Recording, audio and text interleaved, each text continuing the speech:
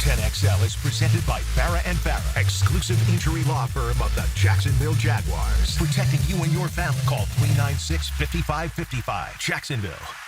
Now, get ready to spend the next 2 hours with our three sports-loving ladies. Mia O'Brien, Lauren Brooks, and Taylor Dawes. Hey! This is Helmets and Heels On 1010XL, switched on by First Coast Lighting and Fans. Upscale lighting, fans, and home decor. Show me what you got, pretty lady.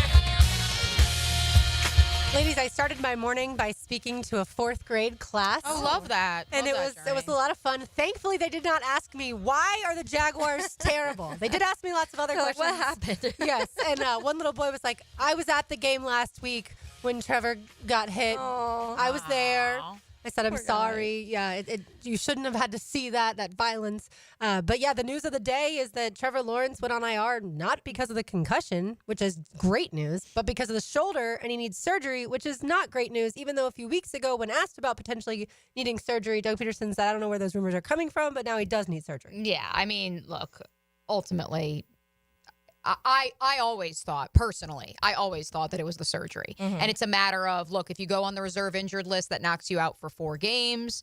There's 5 games remaining. The Jaguars are mathematically eliminated. Why, if eventually surgery is a possibility, and it is, again, I'm not a doctor, but if that is the best course of action for him long term, and the team's mathematically eliminated, why would you put it off any longer? Why did he play last week? That's what I was just about to say. Because And that was there's a part chance. Because there's a chance. I agree with everyone out there who says the Jaguars might as well have been mathematically eliminated 6 weeks ago. Yeah. But ultimately, he's a competitor.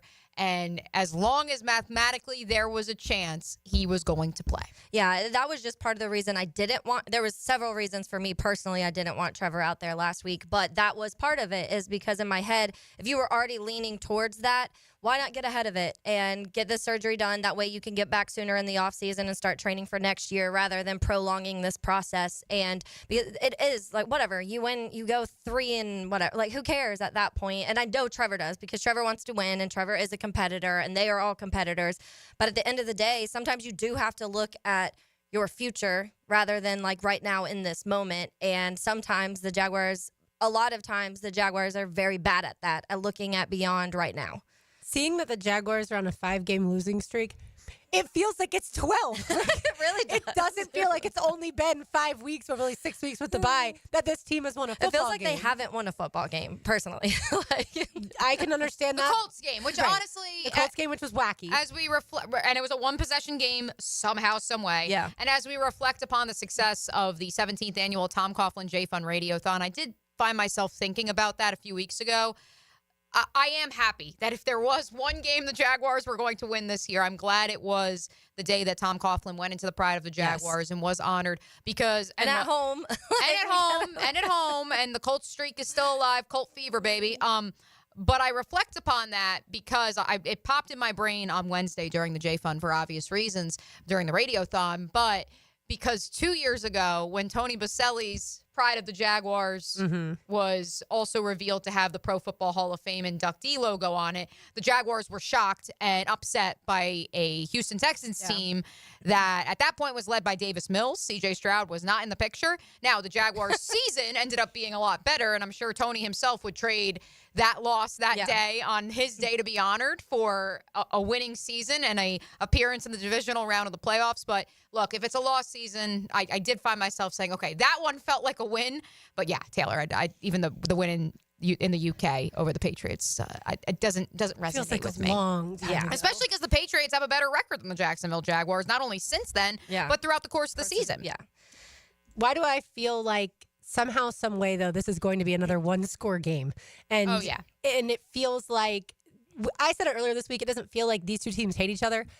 It does still feel like they understand the rivalry that exists. And that's what I was saying yesterday. You can, because things have gotten so fiery with the Houston Texans, and because the Texans won the division last year and got knocked you out of it technically because they ended up winning, and then this year the way things just went down recently, it does start to overtake feelings with that. But the Tennessee Titans and the Jacksonville Jaguars are always going to be that because of the longer history and kind of this hatred that they have. And it's always going to be the talk once that game approaches. Sometimes it may fizzle away a little bit if it's not as competitive for years. But I do think that, this isn't a very good Tennessee team as a whole, especially offensively. Defensively, we've talked about there's a lot of good things about their defense, but offensively, there's a lot of not good things about it. And so I think that it does feel like, okay, this is another game where you can come in and make it another close one, which is wild to say because I just feel like nothing has gone right all year when it comes to the moment you feel like there's any side of hope. And I don't know if anybody would say, yeah, the Jaguars will win this weekend. I think most people would say it's going to come down to probably a field goal or a little more at the end because that's what kind of has been the story of this year.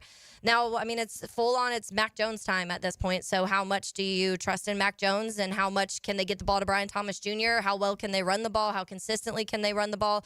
All of those things factor in. Can your defense not look silly against Will Levis? That's going to factor in. So I think there is a way for the Jaguars, and this sounds absolutely crazy to say, but there is a way the Jaguars win this game because I don't think the Tennessee Titans offensively are good. But how many times do we say that this year? They've looked better.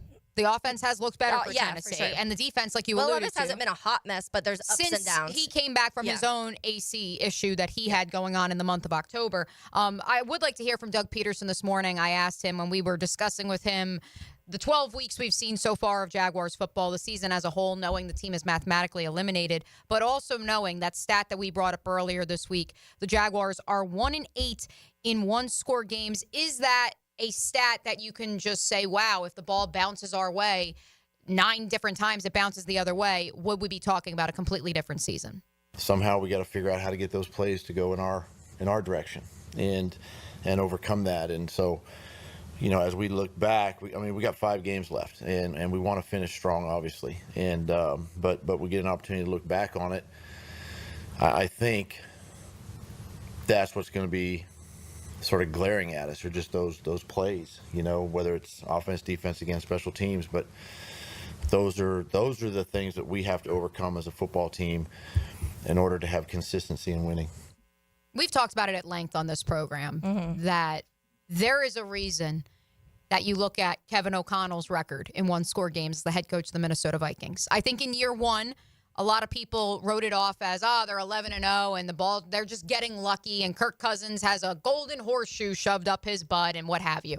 But now we're in year 3, and that record, Taylor, I know it's 22 wins, or at least last time we checked, it was 22 wins. It is well above 500.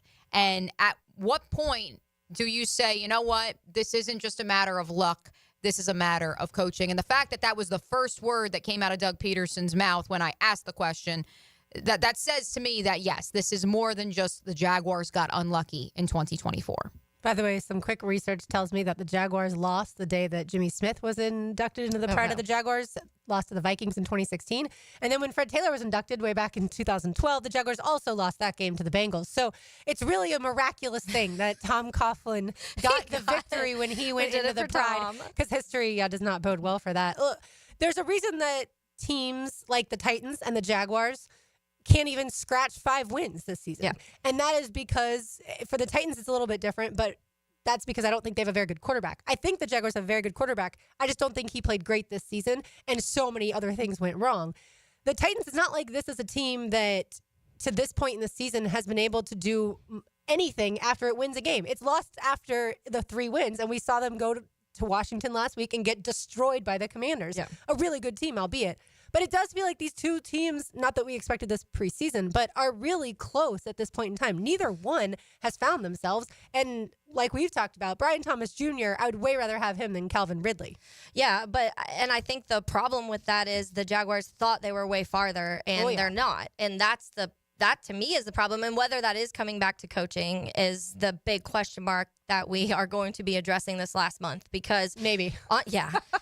Because on paper, if you were every single person in the NFL would have told you that the Jaguars roster was better than the Tennessee Titans roster, and right now it's not. They have more wins than you. And so at the end of the day, how much does that come down to coaching? How much does that come down to other factors? These one-score games, which I did do my tangent on that, and Doug Peterson's in the bottom 5 in records, and that's not just here in Jacksonville. That goes back to Philly. His time as a head coach, he's a bottom 5 head coach in one-score games. And so that is something that I do think you need to start addressing, and that should be talked about this last month. So is this all on the coach? Is this all on coaching? I don't think it's all on the coach. And I think that we've also had a lot of players underperform also. And I think that some of it is we've talked about the defensive problems when it comes to not playing Eric Armstead in the right spot and not, guys like Devon Hamilton really not playing up to where you thought they were. Got Andre Sisko, the safety room in general, not playing where you thought they were. Injuries are factored into that in some areas. You only addressed the pass rush with Eric Armstead and then aren't putting him in the right spot this offseason. So now you're back to the same area there. And I think there are a lot of factors. And then offensively, you lose Christian Kirk. But even before Christian Kirk, this offense didn't look good. So I don't know. I think it is a combination that players have underperformed. I think that we had seen a step back from Trevor, which doesn't help. But I do think that coaching in moments when you have that many games that you can win by just scoring one more time, then some of that is on the coach. A lot of it is on the coaches, in my opinion. Do you know the last time that the Jaguars trailed at halftime and then came back to win a game? Under Doug Peterson. Under Doug? Yeah. Hold on, stand by. I'm gonna get this. Trailed at half and came back. Came back and the won. Titans week 18 in 2022. Yeah. Yeah. Regular season, but then the Chargers Yeah. game. Right. The Chargers but game. In 2022. Yeah. Both those, but that's the last time that under him. So when you say, is it coaching? Well, whatever he is doing to, whether it's not making adjustments at half or making the wrong adjustments at halftime, they're not coming back and winning football games. And that's a massive problem because the NFL is so close week in and week out. It's Right. Obviously, look at last night with Packers-Lions. All right, Taylor mentioned injuries, so let's get it to the Farrah and Farrah injury update. The personal injury attorneys of Farrah and Farrah present this injury update. Farrah and Farrah, Jacksonville, exclusive injury law firm of the Jacksonville Jaguars. The Jaguars are set to take the practice field for their Friday practice momentarily. When they do, Doug Peterson said that his expectation is that you will see Logan Cook and Ross Matisic on the practice field for the first time this week. Both have been DNP each of the last 2 days. Tyson Campbell did not practice on Wednesday. He was limited yesterday. He is also expected to practice today. Parker Washington limited yesterday, had the non-contact penny on his jersey with a shoulder injury, but strange that it happened in practice. Yeah, it's I don't know how that. I don't either. What's stranger is that, and I was at practice yesterday. We live in a world in which the Jaguars' top 3 wide receivers, if only as they're going through drills, Lauren, is Parker Washington, Brian Thomas Jr., and one recently acquired Josh Reynolds, the number 3. Yikes. Yasir Abdullah, who missed the last 2 games, I believe it is now, with a hamstring injury, also limited, as was Brandon Scherf with a knee shoulder injury designation. Meanwhile, in Tennessee, and this is going to be a situation worth monitoring because we did note, Taylor, that this is a defense for Tennessee that while the team overall has underperformed, they're minus 13 in the turnover differential. They are the number 2 overall defense in terms of yards allowed per game. They are number 1. They give up the least amount of passing yards in the National Football League. So a couple of important ones here who have not practiced each of the last 2 days. Nickel corner Roger McCreary, linebacker Kenneth Murray, nose tackle Tavondre Sweat, linebacker James Williams. Jeffrey Simmons did not practice on Wednesday. That was non-injury related and because of rest. He was a full participant yesterday. And I'm curious to see how full go this defense can be. Also add in, by the way, 2 additional DNPs yesterday. Jerome Baker with a neck, James Lynch with a shoulder injury. So this is a banged-up Titans defense. Maybe that's why we saw them allow 21 points against the Washington Commanders in the first quarter last week. Yeah, definitely. And I think that is also a tale of good teams also because the Detroit Lions are missing like 17 guys right now and still beat the Green Bay Packers last so night. many defensive players that they're missing. By the way, I have friends in Nashville. they're not going to the game. Really? Not because of financial issues or anything like that. That live there, or are No, they? they're from here. They wanted to go to Nashville. So they're just going to go to Nashville. So they're just going to Nashville and saying I we're don't blame not them. going to the Jags. Yeah, game. just go hang Well, out at one of the, the BCB is going to have a party going on at Barstool, Nashville. Like, why Joe not just do Coward's that? going to be up there Yeah, today. he's Joe Coward's there he's at today. Old Red, Blake Yeah. Shelton's bar today. Go hang out at Old Red with Joe C instead on both Right. Friday and Monday. Jarvis Brownlee, the promising rookie corner, also was limited yesterday with a hip injury. Was great to hear from Jarian Jones. The two of them have a long-standing friendship. I love him so much, by the way. Oh, yeah, Jarian. I'm loving him more and We more may every have to single play day. Jarian's full, 3-minute monologue since we were off the air yesterday here on Helmets and Heels. He's fantastic. We may have to play the full 2 minutes and 57 seconds of his back and forth just because if that doesn't make you proud Yes. to be affiliated in some form or fashion, whether as a fan or as someone who lives here in Jacksonville, that 2 minutes and 57 seconds from Jarian Jones on Wednesday certainly did, and we'll hopefully play that if we have some time a little bit later. A couple other notes from the Titans injury report. Peter Skoronsky, their former first-round pick who plays guard now for them after playing tackle at Northwestern. DMP Wednesday with a foot injury, was limited in practice yesterday.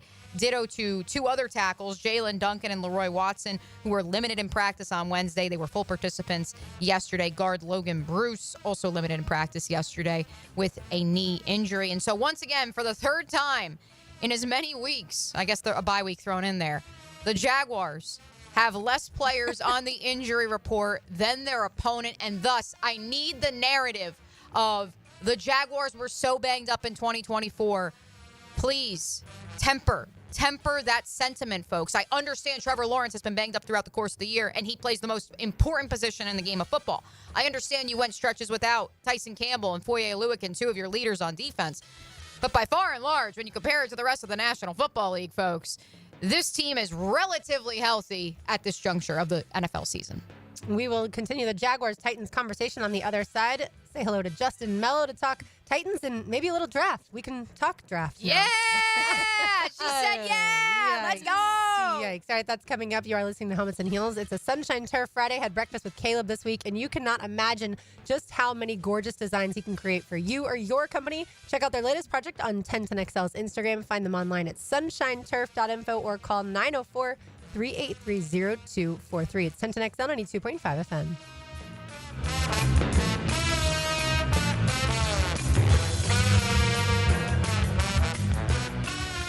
Uncover what you might have missed. He's quick. He's got great hands. He finds the gaps. Dandy Foods Post-Game Monday. And most importantly, he moves the chains. Expert analysis of Sunday's game all day. Post-Game Monday. Brought to you by Dandy Foods on 1010XL. Mia here since 1982. Closets by Design has specialized in creating dream spaces for every budget. My designer, Frances, made this process so easy. She came to my house and designed a beautiful walk-in closet that's also incredibly functional for me and old Beau Valentine. Call today to schedule your free in-home consultation at 1-800-293-3744. Hey, and if you mention Mia or Helmets and Heels, you qualify for free base molding. Call today or visit closetsbydesign.com. Locally owned and operated right here in Jacksonville.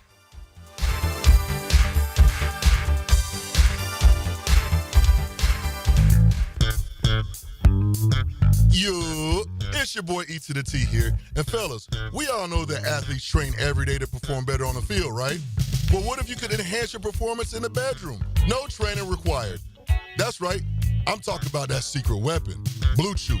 A chewable tablet with the same active ingredients as Viagra, Cialis, Levitra, and Staxin that ships right to your door in a discreet package. No doctor visits, no trips to the pharmacy. It's all online. Their licensed medical providers work with you to find the right ingredients and strength for your prescription. They also have Daily Tad that contains 7 essential vitamins. And it's chewable too. And now you can try Blue Chew for the free ski. That's right, for free on me. Visit BlueChew.com and enter my promo code 1010XL. You only have to pay $5 for shipping. Turn that oh no into a oh yeah. That's promo code 1010XL. Let your boy hook you up with some Blue Chew. Get your confidence back. Visit BlueChew.com. At Hodges Mazda, they are proud of their solid reputation in the Jacksonville community. Lauren Brooks here as your hometown Mazda dealer. Their high customer service standards and their huge inventory of new and used cars provide their customers a consistently first-rate car buying experience. Their professional non-commissioned sales team puts your best interest first without exception. And all new car purchases include the Hodges Mazda Protection Plan. Visit them online at HodgesMazda.com or stop in today during Mazda's A Season to Move You event and discover the Hodges Mazda difference.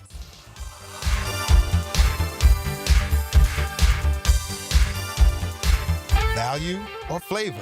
Price or taste? Why choose when you can get both with everyday deals at Sonny's?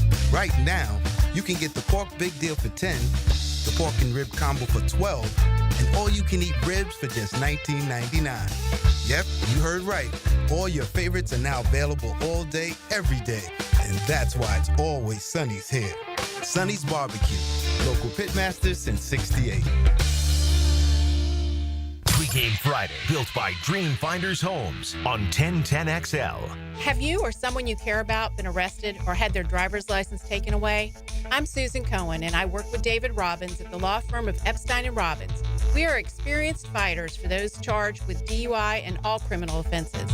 I've been named the best DUI attorney in the state, and David has been named the best criminal defense lawyer in Jacksonville. In your battle with the justice system, there is only one thing you need to know. Dial David 24/7 at Epstein & Robbins, 354-5645. Mark Watson with Hardball Creative. Are the company's Zoom calls getting boring? Might be a good time to order some new logo caps or temporary tattoos. Check them out online at hardballcreative.com. Hardball Creative.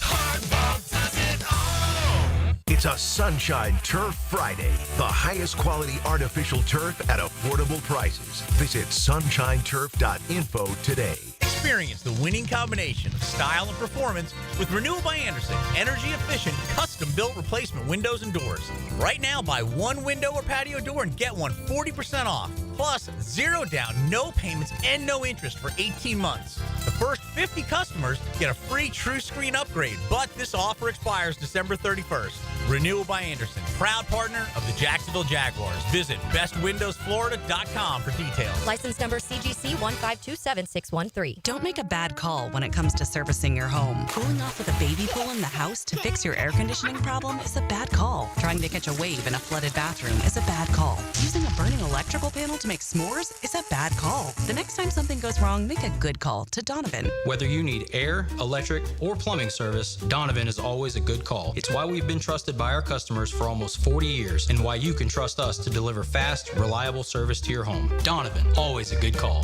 Visit DonovanAC.com today. If your favorite colors are orange and green, stay close to South Beach this season. Your source for weekly Canes news and nuggets on 1010XL is the Hurricane Report. Brought to you by Performance Painting. Prepare, protect, preserve on 1010XL. Navy Mutual was created by service members for service members, so we know what it means to serve. Our policies have no active duty service restrictions, so you can rest assured that you're covered no matter your duty station, home or abroad. To go even further, we promise that premiums will not be higher for those who serve in dangerous environments, including aviation, diving, or on deployments. Let us help you protect those you love the most. Learn more at NavyMutual.org. Hey, Icken here for Prize Picks. Download the app today and use code JAX, J-A-X, to get $50 instantly after you play your first $5 lineup. That's promo code JAX to get $50 instantly after you play your first $5 lineup. Prize Picks, man. Run your game. Rotator cuff injuries are common among athletes and those who have physically demanding careers.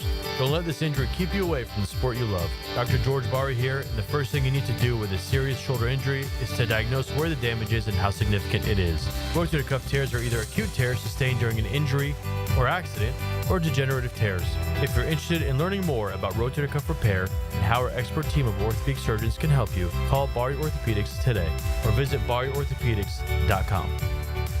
1010XL is presented by Farah & Farah, exclusive injury law firm of the Jacksonville Jaguars. Protecting you and your family. Call 396-5555. Jacksonville. Now, another great guest on the Garber Auto Mall phone line. Hello. We can wiggle it. All right, we are back. It is Titans Hate Week, even though the Houston Texans may be starting to take over that top spot for the time being. But we are joined right now by Justin Melo. He covers the NFL draft for the Draft Network, also the author of Titans of the South and a site expert for Titans Sized on Fansided. So, Justin, thanks so much for hopping on with us. Pleasure's all mine. Appreciate you for having me on. Of course. And I personally talked to you back during draft time about some of the NFL draft stuff, so maybe we'll get to a couple questions of that. But I want to start with these two teams in the AFC South as a whole, because I think before the season started, the majority of Jags fans, the majority of media would have honestly been kind of outraged if anybody said that the Jaguars were going to be last in the AFC South entering this week, and that's what it looks like. And so, first of all, let's start there. Your thoughts on how the AFC South looks so far and what the Jaguars have kind of disappointed through this year. Well, it's funny. I think coming into this year, the AFC South was almost starting to be viewed as an underrated division. This is a division on the rise. You saw the Texans kind of, achieve what they did last season, and people thought the other three had a chance to have pretty good years. Well, I would argue none of the teams in the AFC South have quite met expectations. Now, Houston's record is right around, probably where we thought it would be, but they haven't really passed the eye test, right? They're struggling to move the ball offensively. Pass protection's been a disaster. They don't really look like legitimate contenders in the AFC, and that's what they hope to be this year. And then you look everywhere else, Jacksonville's certainly the biggest disaster of them all, right? I mean, coming into a critical year under Doug Peterson, they thought they had found something with him and Trevor Lawrence, and, fast forward, they're an NFL worst 2-10. They've got the worst record in the NFL.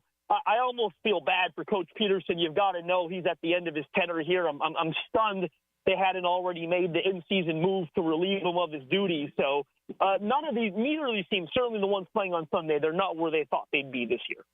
Hey, Justin, thanks so much for joining us. You guys can follow Justin, if you don't already, at JustinM_NFL on X. Of course, he not only covers the Titans for Broadway TN, he also is part of the Draft Network. If you follow that, if you use the Draft Network mock machine, that season is right around the corner as well. So, Justin, we'll be sure to fit in a couple questions about draft talk with the Jaguars mathematically eliminated. Give us a primer, though, on the Tennessee Titans under Brian Callahan. We've marveled throughout the course of the week at the fact that with Denard Wilson, a descendant of the Ravens tree, at the helm, this is a defense that is number 2 overall in the National Football League, the best passing defense in the NFL, if only by yards per game, and that metric, despite the fact that their offense has been anemic at times. Yeah, this is one of the strangest defenses in the NFL. First things first, because I don't know that they're quite as good as those numbers indicate. It's almost shocking that they rank where they do when you start digging deeper and think about some of the other factors. They're one of the worst teams in the league when it comes to creating turnovers. They went multiple weeks before they even got their first interception. They only got a handful of those right now. They've been one of the worst red zone defenses in the NFL. This past week, I think, was the first time they had a red zone stop all year long. Every single red zone drive has resulted in points, and most of them touchdowns against Titans this year. And they can't pressure the quarterback either. They're not getting consistent pressure on opposing quarterbacks. So when you think about some of the most important facets of defense, it's, success in the red zone, creating turnovers, and generating pressures. They're bad in all three areas. With that said, they certainly have got some playmakers up front. Jeffrey Simmons is a tough matchup for everyone he faces. They've had some injuries in the secondary, but they've responded well to that. It's been a strange year under Brian Callahan. First year, this very much feels like a team being coached by a first-year head coach, a first-time offensive coordinator, and a first-time defensive coordinator. I think the growing pains have been painfully obvious.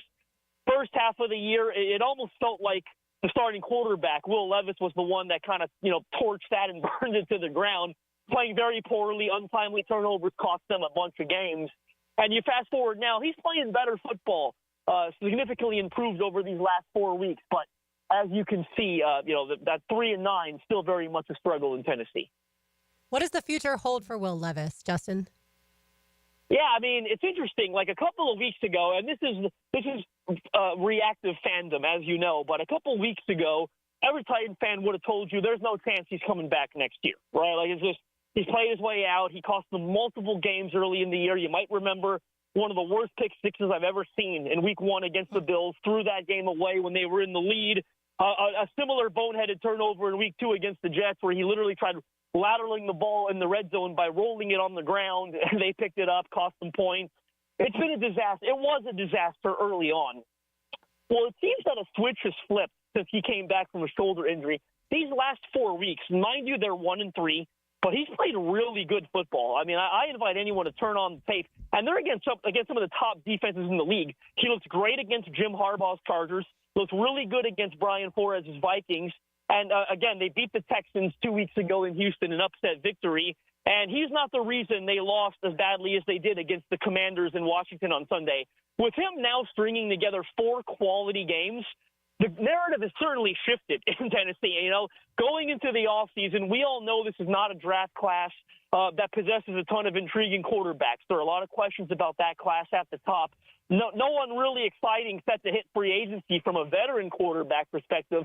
With Will Levis entering the 3rd year of his extremely affordable rookie contract, him playing the way he's playing, there's certainly been strengthened opinions, if you will, that he'll be back as the starter next season. Justin, if there's one thing that Jags fans can be excited about, it's the fact that they don't have to face Derrick Henry this weekend. But I personally, when we did some rankings and before the season started, and we named our top 5 players in the AFC South at each position group, and I personally had Tony Pollard at number 2. I've been a Tony Pollard fan. I think some of the things he can do in space are really fun. He can even break those tackles when you need to. So what have you guys seen out of that run game so far in Pollard and what he does add offensively? It's funny. The Titans, as poor as they are, they'd be lying to you if someone said, well, it's because they missed Derrick Henry. I mean, look, Derrick Henry should be a first-ballot Hall of Famer. He's an outstanding player. But Tony Pollard's been a really good replacement. If you were to pull every Titans coach on the offensive side of the ball and ask them who their MVP has been this year, it would be resounding Tony Pollard. He'd clear the vote. So he's been really, really good for them, running the ball consistently, effectively. You know, going into the year, they thought they'd have more of a tandem between him and sophomore third-rounder Tajay Spears. That hasn't really developed for 2 reasons. Number one, Pollard's just been too good to put on the bench for any extended period of time. And number 2, Spears has battled through some injuries this year that have limited his availability. But there are no complaints in Tennessee regarding Tony Pollard. The contract they gave him is very similar to what Baltimore gave Derrick Henry from a per year. That was another kind of false narrative. The Titans couldn't afford to keep Henry. No, they gave Tony Pollard the same number, essentially, per year. In fact, they gave him an extra year on that contract than the Ravens gave Henry. Of course, he's a younger back than Henry is, but Pollard's been outstanding in Tennessee this year. He's been the MVP of that offense. If they were a bit more consistent in the passing game, especially early on, this team would have a much better record, and they'd have Tony Pollard partially to thank for that. Couple more for Justin Melo on the Garber Auto Mall hotline. Justin, I can tell you this. This is the last Titans question for me. As much as we are previewing Jags-Titans, a game up in Nashville where you are right now this Sunday, do want to get a little bit of draft talk. We can officially talk about the draft here in Duval County with the Jaguars mathematically eliminated. And, of course, love your expertise at the Draft Network. T'Vondre Sweat has not practiced this week. Know a couple other players on the defensive side of the ball banged up as well. What's your expectation not only for availability for this Titans team, but also a score prediction perhaps, or even if you're not going to give us a score prediction, ballpark for me, over, under, where would you take the over or the under for Sunday's Jaguars-Titans game? Yeah, I think Tennessee is going to be fairly healthy, all things considered. They're actually getting one of their starting corners back this week, Cheeto Awuzie, who they gave a sizable contract in free agency. He's missed the majority of the year. He'll be back on Sunday, but one cometh back, one goeth away, if you will. It sounds like nickel corner Roger McCreary probably won't be available. But in all honesty, they've been navigating injuries in the secondary all year long. And weirdly enough, it really hasn't been a problem for them. Like, they've got a 5th-round corner, Jarvis Brownlee Jr., who's starting and playing outstanding football for them. And they've got a former UDFA who's well known to the AFC South, Darrell Baker Jr., who joined them from the Indianapolis Colts, and he's playing really good football. So T'Vondre Sweat's going to play, it sounds like. Jeffrey Simmons will be playing. Not dealing with a lot of availability issues on the defensive side of the ball, at least not new ones. Got a couple guys on IR that won't be coming back, of course. But overall, I expect the Titans to be generally healthy, and I do expect them to win this game.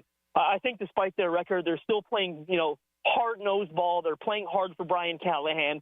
There's been no quit in them this year, and I haven't quite gotten the same impression out of Jacksonville, in all honesty. So I do think, the Titans, upsetting the Texans a couple weeks ago really shows that they're still playing hard football. I do expect the Titans to win this game. I'll go a final score of 27-13. Oh, not even that close. Justin, when it comes to the draft, if the Jaguars have the number 1 overall pick, would you expect them to go Travis Hunter? And if so, which position would you expect him to play in the NFL, wide receiver or corner? It's Travis Hunter or trade down for Jacksonville, right? And if they are at number 1, they're in an intriguing position because, of course, you might get an offer that blows you away from a team trying to move up, typically for a quarterback. I don't know that that's going to happen this year, but Jacksonville will certainly be open for business. The intriguing thing about Hunter to me is, now that you guys down there, you re-signed Walker Little, right, to a multi-year deal. Everyone had left tackle, I think, as an early need. That doesn't like to be the case anymore. I think Hunter, both positions he plays, arguably enough, might be 2 of the biggest needs on this Jacksonville roster, right? So I don't know if he's going to continue being a two-way player at the next level, but they can certainly use some help at corner. I think it's obvious they've really struggled there all year long, looking for a guy opposite Tyson Campbell. And then on the offensive side of the ball, I think they're getting ready. The Gabe Davis thing hasn't quite worked out. I don't know how much longer Christian Kirk is going to be there. It would really be nice to pair Brian Thomas Jr., who I think has been terrific this year, with another ascending weapon like a Travis Hunter. So I think he would address certainly 1, potentially 2 areas of need for this roster. And the question about where he plays is a really interesting one to me because my personal evaluation, I like him better at cornerback. I just think he's so smooth in that back pedal. Man coverage, zone coverage abilities, great instincts, playmaking skills. I personally think he's a corner, but I'm also not stupid enough to think my evaluation is the only thing that matters here. You just look at the contracts from a business perspective, wide receivers are getting paid a hell of a lot more money than cornerbacks are right now in the NFL. So I do think there's a possibility that impacts his decision-making. But I think, if we just turn the tape on and say he's got to play one position, remove the business aspect from it, and say which one is his best, I think corner is his best fit for long-term success. Saying Gabe Davis has not kind of worked out is an understatement. I feel like that has been very, very bad. But, Justin, thank you for hopping on with us. I really appreciate it. And maybe closer to the draft, we can get into the draft a little more in depth. Thank you for your time. You know where to find me. Thank you, Justin. Appreciate it. You can find him indeed at JustinM_NFL. And, of course, the Draft Network, Broadway TN, Titans MCM too. Let's switch over to college football. We'll welcome in Jason Priester on the other side, Clemson insider, to preview that Clemson SMU ACC championship game in Charlotte. You are listening to Helmets and Heels on a Sunshine Turf Friday. Like I said earlier, find their newest project on 1010XL's Instagram. Caleb and his company do a fantastic job. They can upgrade your backyard or whether you have a playground you want to do, pet runs, you name it. 904-383-0243. It's Helmets and Heels on 1010XL 92.5 FM. Mia here for MyBookie, and you know what we have this weekend, friends. We're firing off bets for college football conference championship games starting Friday night all the way through Saturday, and that, my friends, is just the warm-up. On Sunday, 1 p.m., Jacksonville travels to Nashville to play the Titans as 3.5-point road dogs with a 39.5-point total. Kind of the same thing as last week. Tough to bet on your hometown team right now, but if you did last week, you hit the backdoor cover. 4 p.m., the Seahawks take on the Cardinals in Arizona. We're looking at the Cardinals being a 2.5-point favorite. Meanwhile, Sunday Night Football, the Bengals travel to Dallas as 5.5-point favorites. We'll take that spread all day long as the Bengals are actually pretty good, just maybe not so much on defense, in a must-win situation. MyBookie is still the best sign-up deposit bonus in the industry available to Florida bettors. So what are you waiting for? Sign up now using promo code 1010XL and get a double deposit bonus on your first deposit. Promo code 1010XL. Bet anything, anytime, anywhere with MyBookie. Hey guys, Taylor Dahl here of Helmets and Heels. The Chick-fil-A Peppermint Chip Milkshake is a holiday tradition that's back for another season. Hand-spun the old-fashioned way, this festive peppermint-flavored milkshake is made with Chick-fil-A ice cream dessert and features chips of crunchy peppermint bark. It's minty, merry, and topped with whipped cream and cherry when served in stores. Order in the Chick-fil-A app now or at your local Chick-fil-A restaurant.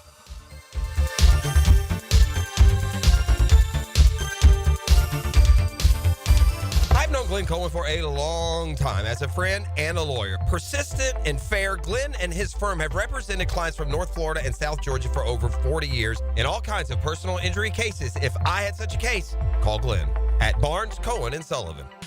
Mia here, and when I was buying a new construction home last summer, there was no question. Dream Finders Homes was the builder for me. A big reason why? Their unbeatable interest rates. Folks, right now you could take advantage of a 2.99% year one rate. Hold up. Let me say that again. It's basically unheard of. 2.99% year one rate. Find your dream home, take advantage of unbeatable rates, and move in today. Dream Finders Homes, the official home builder of the Jacksonville Jaguars.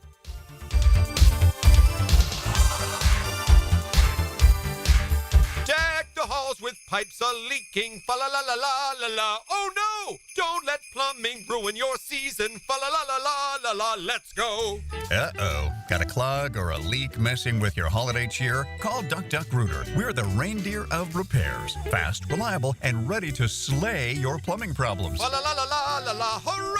904-862-6769 or visit duckduckrooter.com. We're flushing your worries away this holiday season. It's a Helmets and Heels Sunshine Turf Friday.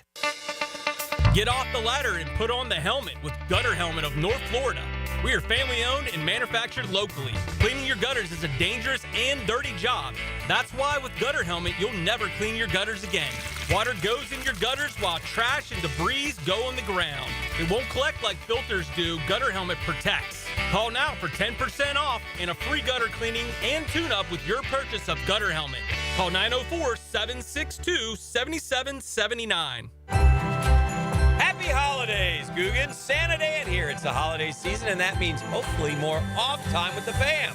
Need a solid gift idea for the spouse or a specific family member? Beaches Dermatology can ensure that your special someone gets a great gift that won't break the bank and won't go hidden in a drawer. Botox, skin treatments, you name it, they have it. Take care of that spouse of yours this holiday season with a gift from Beaches Dermatology. Call today or go online at beachesdermatology.com. This date in sports history is brought to you by Southeast Orthopedic Specialists. On December 6, 1992, San Francisco 49ers wide receiver Jerry Rice catches NFL record 101st touchdown and a 27-3 win over the Miami Dolphins. At what temperature is Fahrenheit equal to Celsius? Southern Oak Insurance knows that you want to save money on your homeowner's insurance. So why not try some old-fashioned common sense? Ask your Southern Oak agent about our roof replacement schedule. It will save you money. Our family protecting yours. Southern Oak Insurance. At 40 degrees below zero, the temperature is the same in Fahrenheit and Celsius. Why? It takes too long to explain. Southern Oak Insurance. Our family protecting yours. Hello, this is Father Nicholas Lowe, and I want to talk to you about being a peacemaker. Friends, so often we can only want to help people who are in our inner circle. But God never had inner circles. The world was his inner circle, and he's depending on us to make a difference and to leave our mark in this life. So go out today receiving his peace and then sharing it with the world. To hear more inspirational messages by Reverend Dr. Nicholas Lowe, please visit our website at stjohnthedivine.com. We heard you loud and clear, Jags fans, and we're taking it back to the 90s again. The Prowler throwback jerseys return to the field Sunday, December 15th, when your Jaguars take on the New York Jets. Be at the bank to see them in action while joining us for our Inspire Change game. To lock in your seats, head to jaguars.com/tickets or call 904-633-2000. We'll see you at the bank. Tailgate special alert. 3 pounds of marinated chicken, 2 pounds of marinated steak tips, 2 pounds of fresh ground beef, and 2 pounds of homemade sausage for only $80 to feed your crew. For tasty tips and juicy breasts, choose Southern Steer Butcher. This is Dr. Kevin Kaplan, head team physician for your Jacksonville Jaguars. Here's the latest update on the Jags, brought to you by Baptist Health and JOI. Jaguars linebacker Ventrell Miller is approaching the 100 tackle mark with 5 games to go in the season. Defensive coordinator Ryan Nielsen on the progress of the 2023 4th-round pick out of Florida. think he's done a good job. He's a contact player, and that's what you really like. Run, hit, he's that type, and he does not slow down. I mean, the contact speed is fantastic, and he's, where I've seen his growth in coverage. He's doing a better job in coverage, and sometimes that takes a little time, for a young player, but he's a good player, and he'll play in this league for a long time. Ryan Nielsen on Ventrell Miller. I'm Andrew Gibson with your Jacksonville Orthopedic Institute Jaguars update. 1010XL is presented by Farah & Farah, exclusive injury law firm of the Jacksonville Jaguars. Protecting you and your family. Call 396-5555. Jacksonville.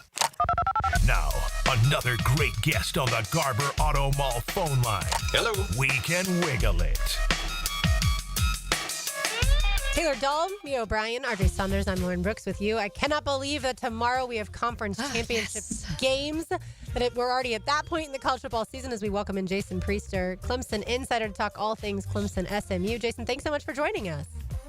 Hey, my pleasure. I appreciate you having me on. I think we had you on in August, long before the season took all of its twists and turns, but let's get right to it. SMU can score. Can Clemson keep up with them? I think that's a good question. I think one of the things Clemson needs to do is maybe kind of muddy this thing up. I don't know if you want to get in a track meet with those guys. Probably one of the more prolific offenses Clemson will have faced this season. So you want to get a good defensive effort if you're Clemson, particularly better than you've gotten at points so far this season. They need to be a little bit better at stopping the run. I know SMU and that quarterback Jennings gets a lot of the attention, but they run the ball. They run the ball a lot. I think they're averaging about 178 rushing yards per game. So first and foremost, you want to kind of bottle that thing up and take your chances. But I definitely don't think you want to. If you're Clemson, you don't want to get in the track meet with those guys. That's probably not something you're going to win. Jason, I was very critical on Cade Klubnik before the season started and even early, but he's proven me wrong a lot this season. Over 3,000 yards now, 29 touchdowns, just 5 picks on the season. Statistically, he's gotten better in every single category you could have asked him to. What are your thoughts on Cade, and especially going into this weekend against SMU? Yeah, he's taken a big jump this year. There's been a lot of growth there. He's so much better when it comes to protecting the football. You just mentioned the improvement with the interceptions. I think you said he only got 5 or something like that, and he's cut down on the fumbles. That was something he had a big issue last year with, and he's making much better decisions. Still another step he can take there, though. We saw it in the loss to South Carolina last week. That very last offensive play of the game, he takes a check down when they're trying to score the game-winning touchdown. Probably should have thrown that thing away, and there's some throws here and there he probably wishes he had back. He missed Bryant Wesco on a slant route in that same game that probably goes for 7 if he connects on it, just overshoots it a little bit.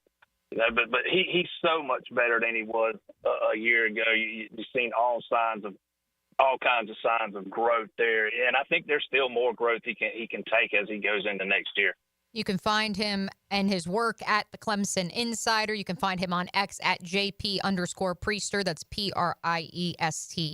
He joins us on the Garber Auto Mall hotline ahead of tomorrow's ACC championship. What I think's interesting, Jason, is we talk so much about this SMU offense, and yet when you look at the ACC as a whole, statistically speaking, the Tigers are number 2 in total offense.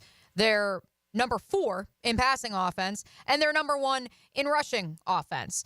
Phil Maffa, 1,078 rushing yards in 2024. And somehow, some way, Jason, I feel like they still have not given him the rock nearly enough. Do you echo those sentiments? Well, I think those numbers don't tell the entire story. They look good on paper, but especially over the back half of the season, we've seen this offense go into some lulls.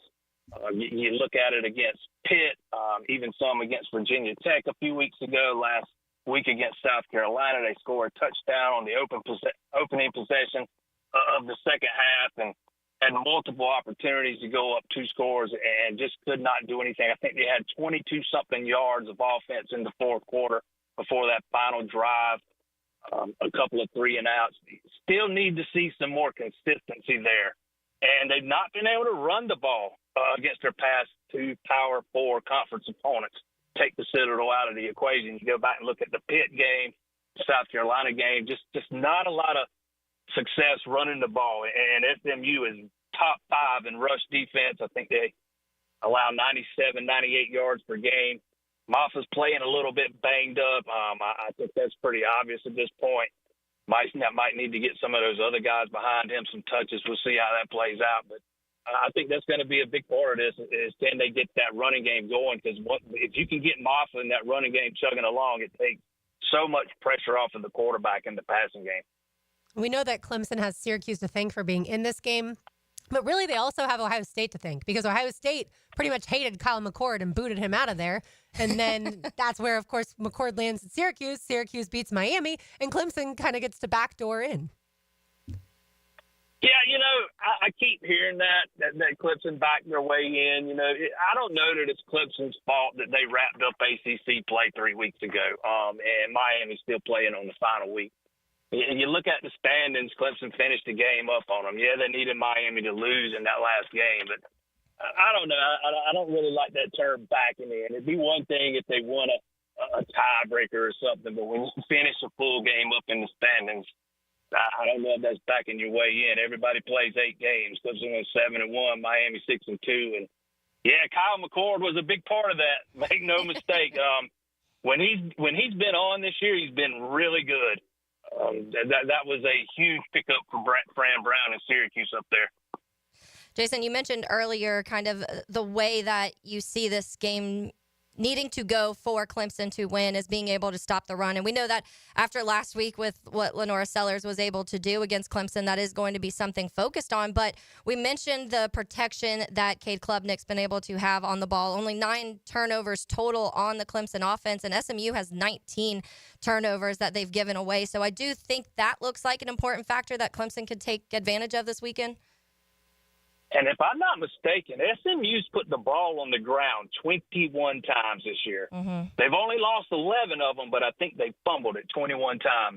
I think, winning the turnover margin would be huge here. Clemson won it last week and lost, so it's not a guarantee that you win it and win the game. But I think that would be a huge advantage if you can force Jennings or some of those guys to put the ball on the ground and make a couple of mistakes and give Clemson some extra possessions. But you touched on the protection a minute ago. I think that might be where this offense for Clemson has improved the most from last year to this year.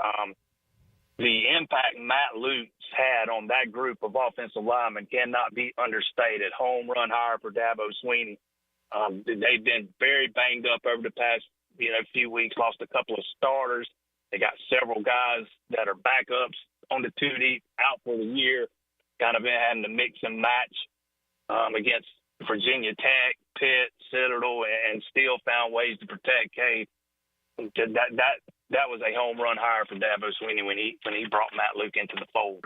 Wrapping up with Jason Priester of the Clemson Insider on the Garber Auto Mall hotline. Jason, I do want to sneak in one basketball question since I know you do cover the Tigers basketball program as well. A massive victory for Brad Brownell and company over then still currently number 4 Kentucky at Little John Coliseum on Tuesday. I'm going to pair that, though, with a question about football. The ACC as a whole, this is the first season that we've seen with conference realignment, the likes of SMU, Stanford, Cal join the conference. Already, through just 4 or 5 weeks of the basketball season, questions have risen about the strength of the conference. And I think you can say the same for both sports right now, especially after the SEC absolutely dominated the ACC. What was it? 11-2, I think, was the final margin of defeat in the SEC-ACC challenge on the hardwood this week. So I'm just curious, big picture, your first season covering this conference with those additions, what is the national view of the ACC? How sustainable is it in its current form? The national view is probably that it's, it was down last year, probably a little more down this year. Those aren't perennial basketball powers that you added to the league in Cal and SMU and Stanford. Make no mistake, I don't recall anybody ever talking a whole lot about those 3 nationally when it comes to basketball programs. you just said it. The SEC dominated the SEC or the ACC in this thing over the, what we saw last week and whatever they call it, the ACC, SEC Challenge. I can't remember what they call it specifically, but the SEC with that TV money, that extra TV money they make compared to the ACC, they're able to put a lot of that back into their basketball, and a lot of those schools have done that and invested wisely in those basketball programs, and you're seeing the fruits of that labor pay off. The ACC, they're not able to do that as much. Some of those SEC schools are. They don't have the same kind of television revenue, but I think the SEC is a conference on the way up in basketball. We've kind of seen that trend start to take effect, not just this year, last year, year before last. And the ACC, for a while, it looked like they had kind of plateaued. You had these three other schools. If you're talking about the league as a whole, it's probably a little bit down, but that was absolutely impressive what Clemson did the other night against Kentucky. If you'd have told me that Ian Shefflin and Chase Hunter were going to have terrible shooting night and Clemson was going to still win that game, I'd have never have believed it. Ian Shefflin, by the way, folks, if you don't know who he is, please Google him. Please learn more about him because for many, a pop culture reference here, he looks like he could be Josh Gad's older brother. And yet he is one of, statistically speaking, the best basketball players in the country right now, going from a glue guy to the forefront of that Clemson basketball team. Yeah, he's something else. He did not shoot the ball well the other night. I can't remember the numbers off the top of my head, but he did bring down 20 rebounds, 20 boards. First time that's happened since 1989, I think it was at Clemson. I remember Harold Jamison was the last guy to do it. He does a lot of the dirty work for that team. I think he's still kind of settling in into his new role as kind of one of the faces of the team. P.J. Hall's been that last year, the year before last. Hall's now on playing in the NBA, and Shefflin's kind of assumed that role. But you called it. You called him the glue guy, and that is exactly what he is for that basketball team. All right, Jason, who wins tomorrow night? Clemson, SMU. The further we've gotten into the week, the more I'm leaning towards thinking Clemson's going to win. I just think there's some things that SMU does on offense that matches up well with what Clemson can do on defense. The Tigers have been much better when they're able to come out and run a 4-3 base, and there's some things that SMU does that I think will allow Clemson to do that. And that has been when they've been at their best, stopping the run. See Virginia Tech a few weeks ago.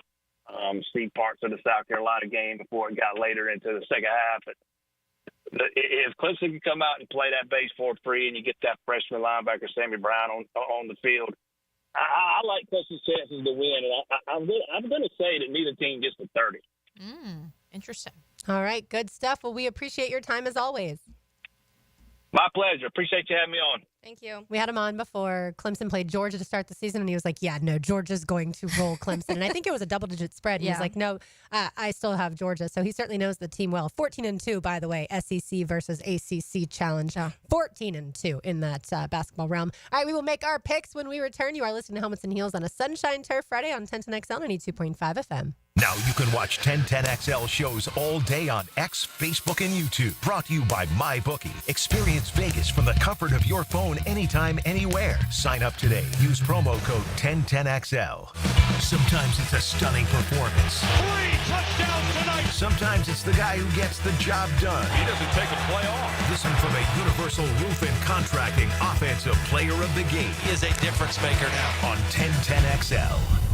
Mia here for my friends at Projax Roofing. While meteorological hurricane season has come to a close, if your roof took on any damage at all during Hurricane Helene, Hurricane Milton, or even this most recent cold spell that we've been having, know that Projax Roofing is here for you. From the smallest of repairs to full roof replacements, my friend Mike has been serving all of Northeast Florida for 25 years. While we hope everyone stayed safe during hurricane season, if you need any help with your roof at all, call Projax Roofing at 904-338-1722 or visit them online at projaxroofingfl.com.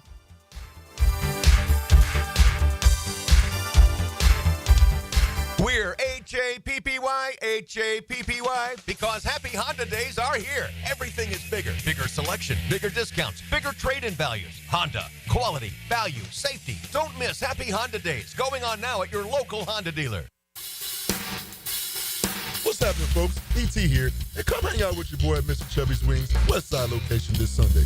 $9 pitchers, the best wings in town, and of course, the Titans and Jags will be on all their television. All the NFL games will also be on, so you won't miss anything. I'll have a box where you can register for a chance to win a pair of VIP passes to Welcome to Rockville. This Sunday, 1 p.m. Come hang out with me at Mr. Chubby's Wings West Side. Mr. Chubby's Wings, proud partner of your Jacksonville Jaguars. David Garrard here. Playing in the NFL can put a lot of wear and tear on your body, especially your knees. Southeast Orthopedic Specialist has kept me mobile and ready to tackle every day. Southeast Orthopedic Specialist. David Garrard here. I've had the PRP treatment from Southeast Orthopedic Specialist, and my knees are really doing well. Platelet-rich plasma treatment may be the answer for whatever is hurting you. Southeast Orthopedic Specialist. Find Florida Gators basketball on 1010XL. Brought to you by Renewal by Anderson, the official window and door replacement partner of the Florida Gators. And by Farrah & Farrah, exclusive injury law firm of the Jacksonville Jaguars. Sunshine Turf Friday on Helmets and Heels. Hi, I'm Chuck Farrah. We know how important it is for you to have a vehicle after you've been injured in a car accident. So when we represent you for your personal injury claim, we'll help you get a rental car from the insurance company while your car is being repaired. And we'll provide this service at no additional fee. If you're hurt and you've got no car, let my team go to work for you. Farrah & Farrah, protecting you and your family. Call us at 396-5555 or go to farrahandfarrah.com. Jacksonville. Electricians, innovators, and tech enthusiasts, listen up. Miller Electric is shaping the future, and we want you to be a part of it. From healthcare and data centers, corporate offices, aviation, and industrial facilities, Miller Electric is powering the most exciting projects in Jacksonville and beyond. We offer not just a job, but a thrilling career with great pay and incredible benefits. Visit us at millercareers.com to apply. Miller Electric, where your skills meet our vision, an equal opportunity employer. Bueller Air and Plumbing presents Are You Cool? Our first contestant, a stay-at-home gymnast from Jacksonville, Florida. It's Gwendolyn Pierce. Thank you, Monty. I don't know who installed my air conditioner, but it hasn't had a tune-up in over 3 years. Am I cool? Let's ask our expert judging panel. Judges? I'm sorry, Gwendolyn. You're not cool. Johnny, tell her why. That's right. To keep your air conditioner performing at its best, you need a skilled technician to check your pressures, voltages, and air filters in the fall and the spring. At Bueller Air and Plumbing, our club members get 2 free visits a year to make sure that you are cool. Can you tell me if my haircut is sexy? You're better off not asking. Stay cooler with Bueller. Visit BuellerAir.com. The flagship station of the Jaguars. WJXL AM Jacksonville Beach. WJXL FM Jacksonville Beach. Welcome to Rockville. North America's largest rock festival returns to the Daytona International Speedway in 2025 with Green Day, Korn, Shinedown, and Linkin Park. Plus, Bad Omens, Incubus, Good Charlotte, Rob Zombie, Alice in Chains, Pierce the Veil, Marilyn Manson, 3 Days Grace, Sublime, Hailstorm, I Prevail, 3 Doors Down, Jimmy Eat World, Motionless in White, Bush, Chevelle, Mudvayne, and so many more. Welcome to Rockville takes over the Daytona International Speedway May 15th to the 18th, 2025. 5 stages, 4 days, and over 150 bands. 4-day, single-day camping and VIP passes on sale now at welcometoRockville.com.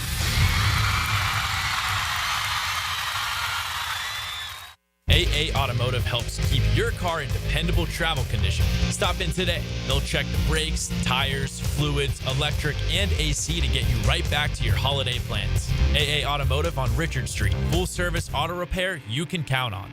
This is Molly McDonald with your 1010XL Southeast Orthopedic Specialist Local Sports Update. Brought to you by Prize Picks. The Ospreys got back into the winning column last night, defeating Warner at home 115-83. Freshman Josh Harris set a new career high with 26 points and a 14-rebound double-double. 5 other Ospreys also provided double figures, helping secure the win. UNF will go on the road to take on Georgia Southern for a 7 o'clock matchup on Saturday. The JU Dolphins got the win at home last night, defeating Florida Tech 88-67, with a career-high night from Jakari Spence, dropping 20 points, hitting all 6 of his free throws.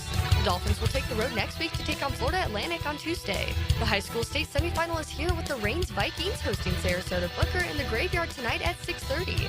Reigns remains undefeated this season, coming off a dominant win over Bishop Kenny, hoping to do the same tonight. Sarasota currently at 10-3 for the season. It's 58 degrees at 1 o'clock. Time and temp brought to you by Bueller Air and Plumbing. Stay cooler with Bueller. 1010XL is presented by Farah & Farah, exclusive injury law firm of the Jacksonville Jaguars. Protecting you and your family. Call 396-5555. Jacksonville. Helmets and Heels is switched on by First Coast Lighting and Fans. Upscale Lighting, Fans, and Home Decor on 1010XL. Thanks to Justin Melo for joining us earlier to talk Titans and NFL Draft, and then Jason Priester to talk Clemson SMU. I wonder about y'all's psychology with him picking Clemson and how that factors in as we head into our picks. By the way, last week, a really good week for one Taylor Dahl. She went 5-1. Yeah, right back in the race. And I went 6-0. Well, and I also only picked Florida State because I was like, let me try, and just in case they surprise. Which, with 3 minutes left, I was like, this is happening. I take the blame for that. I take the blame for that, and I was thinking they were 3 minutes away from covering, and I was like, I did it. I was not here and went 6-0, so I think I should just be absent every time that we make the picks. So the total points go like this: Mia has 44, Taylor has 39, and I have 46. Mia and I have flip-flopped as far as who's in first place the last few weeks. So we will get to it. I think every single game that we're going to pick this weekend, both college and pro, is really difficult. Yep. So good luck to all of us as our picks continue. But we will kick things off in Atlanta as Georgia takes on Texas in the SEC championship game. Texas is a 3-point favorite. I'll tell you right now, I'm taking Georgia. Oh, wow. Okay. I understand Texas can pose that running threat. I get that, and that's certainly been one of the issues for Georgia this season. But this is Kirby Smart's 7th SEC championship game. 7th! I feel like he hasn't even been there 7 years. What's his record in those 7 games? He only has won twice, but that's because a lot of times he was taking on Alabama and Nick Saban, his former boss. So I'm going to take Georgia in what is going to feel like a home game in Hotlanta. Mia, who you got? It's hard to beat a team twice in one season. It sure is. We've seen that in the National Football League. We've seen it in college football. We'll see it even more in college football now with conference championships and a 12-team playoff. I have had questions about Steve Sarkisian's Longhorns throughout the course of the year. I have had questions about Quinn Ewers. Certainly his health has been up and down. They bring in Arch Manning. Do they not bring in Arch Manning? But ultimately, this Texas team. We've talked a lot about the Texans. Yeah, exactly. This Texas team is built in a way that makes Kirby Smart proud. It is built in the trenches. Whereas Georgia, you could make the argument, and I know there are Dogs fans out there in Healigan Nation who can't wait to text into the text line and tell me I'm wrong, but you could argue this is the weakest Georgia team we have seen in the trenches over the better part of the last 5 years. I don't think they'd tell you you're wrong. And I think they would agree with for that reason, I will take the Longhorns to cover that 3-point spread, although I wouldn't be surprised if this is a field goal game. Yeah, and then it's a push. Taylor, who you got? Yeah, I'm going Texas also. I think that the first time around we saw Texas go down by a lot early, and the play calling offensively didn't really fit what they needed to do against Georgia. I think we'll see that change. I think we're going to see a lot of up-tempo, quick throws from Ewers, which has worked for him very well. And so because of that, I don't think you'll see them go down 21-0 or 23-0, whatever it was at half last time. And because of that, they'll be able to hang around. And I do think they ultimately win. I did go back and forth many times because it is Georgia, and I think that we've seen Carson Beck play a lot better the last few weeks, but I do think, to Mia's point, because of the trenches, I know Nate Frazier has ran the ball a lot better lately, but it hasn't been this Georgia rushing attack you thought they'd be either. So, yeah, give me the Longhorns. Wild stat for you, Carson Beck threw 0 touchdowns and 3 interceptions, and Georgia manhandled Texas the first time around. I'm assuming he's going to play better. I think they threw 4 picks. Texas threw 4 picks. Which is why logic will suggest that Carson Beck's going to have a great game and Georgia's still going to lose the game. Certainly a possibility. All right, now we head to Indianapolis as Penn State takes on Oregon in the Big Ten championship game. Oregon, a 3.5-point favorite. Mia, I'll kick things off with you. Yeah, because I'll fire up some Heeligans about this, too. I know there's a couple of you Penn State fans lurking at 641-1010 on the text line designed by Lifetime Enclosures that can't stand Mia O'Brien because she's always bagging on James Franklin that he's a fraud and he can't win the big one. Vegas is begging for you to take Penn State to cover this 3.5-point line. Oregon has played with fire. They go on the road. They almost lose to Bucky, the lowly Badgers, who will not be playing in a bowl game for the first time in over 20 years. 16-13 was the final in that one. Yes, they certainly made a statement against their rival, Washington, last week. But they've played with fire. There's no question. The Ohio State game, Boise State, and that's it.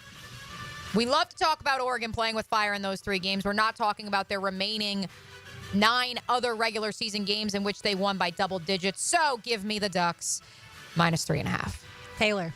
Yeah, I'm going Oregon also. I just don't really have a lot of faith in Penn State, and Dylan Gabriel's my dude, so I'm going I also Oregon. picked Dylan Gabriel to win the Heisman, so I have no choice. I must pick the Ducks. Yeah, we're all 3 going Oregon. I can't go opposite you because I have absolutely no faith in Penn State. I'm not anti. They're begging that hook. The They are Nittany Lions. begging you, just like last night's Thursday Night Football Sure. game. They are begging for you to take that hook, but I will not. I just believe in Dan Lanning, obviously a product Yes. of the Kirby Smart and Georgia coaching tree, and I think his team knows that they've beaten some really good teams like in Ohio State, and Penn State's beaten who? Nobody? Okay, cool. All right, let's move on to the ACC championship game.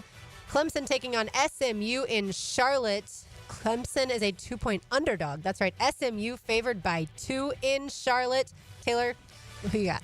I'm going SMU. I think that the Clemson struggled so much stopping the run. SMU is so balanced, but when they need to run the ball, they're really good at it. This is another. I mean, all of these are hard. Like you said They're at the so start of this, difficult. I could make an argument for either team, and each, maybe other than Penn State is the one I would not argue for. But yeah, I just give a part of this also is my heart wanting so badly for Texas, Oregon, and SMU to all win their conferences in the first year they're there. So I'm rooting for that. But yeah, just give me SMU. Yeah, I'm going to take Clemson because they've been there before, and it's going to feel like a home game for them as well, being in Charlotte. Plus, I think they're playing free and easy because they probably didn't expect to be at this point when Cade Klubnik should have thrown that ball away in the South Carolina ending, and instead he threw the interception that sealed it for the Gamecocks. I think they play loose, and Dabo Swinney's team is going to make it in the college football playoff. Yeah, I will tell you this. I do think J.P. Priester swayed me, even though he tried to downplay this Clemson defense. Here's who SMU has played each of the last 2 weeks, a lowly Virginia team. They demolished them 33-7 in Charlottesville. A Cal team that is an emotional roller coaster, 38-6. The competition kicks up a notch, and I think if Clemson can get out to an early lead, we will have more chaos in the college football playoff rankings, which is all that I truly want. So give me Dabo and company.